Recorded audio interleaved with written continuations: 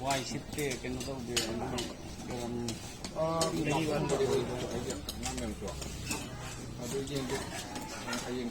Thì phải đi lấy phát cái này. Thôi